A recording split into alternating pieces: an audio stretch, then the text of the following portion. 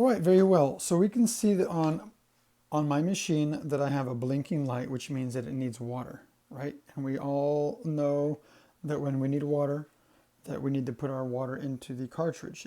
This just means that the machine needs water. I just got this cup that I just measured out to, 50 milliliters and 100 milliliters. So whenever it needs water, you only add 50. And you only add 50 milliliters when it's asking for water. You don't add any water to this if it's not asking for it. So right now it's asking for it. I have to be very careful and I have to get it right into the cup. If I spill any around it, it has to be cleaned up immediately.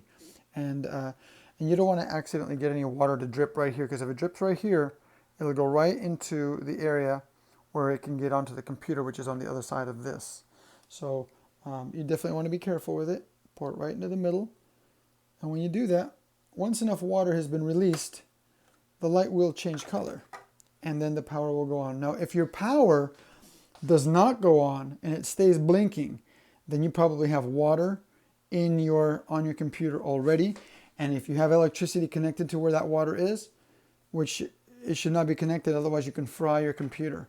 And if it's because of water, we'll be able to tell, and it's not covered by the warranty. So it's very important that you disconnect your machine right away and that you follow the drying sequence of how to dry your machine. Now, this can happen for a multiple of reasons.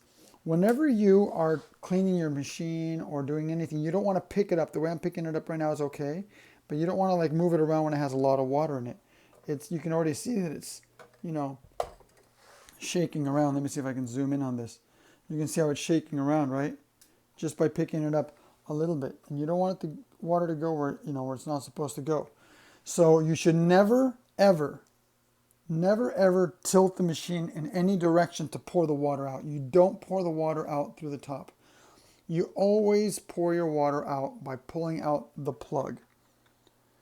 So I know that you have to have a little bit of patience with it, but you have to take this, walk it over to the sink carefully, rest it on the top of the sink, and just pull out the plug and let it drain on its own. Never tilt it, because there's a little tunnel here, and underneath this cartridge is another little tray, another little pond back there of water.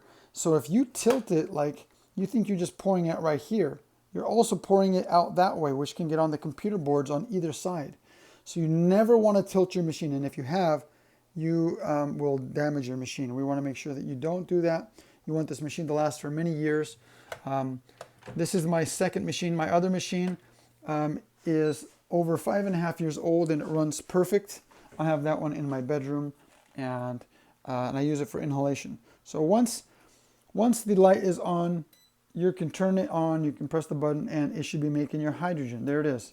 My machine is making hydrogen at full capacity. Let's see if I can kind of zoom in on there so you can kind of get an idea of what full flow capacity looks like. And there it is. And after 30 minutes of that, it'll have great levels of hydrogen. Or if you want to do inhalation, you just press the 90-minute option. Or if the machine is brand new and you're just breaking it in, the 90-minute option is nice for the first few weeks of the life of the machine. And that way the membrane is breaking in well, and you can actually make higher levels of hydrogen because it breaks the membrane through to make hydrogen without any issues. Because when it's new, you might notice that the bubbles are large and that it's not, making this much hydrogen. Anyway, I hope that this was helpful.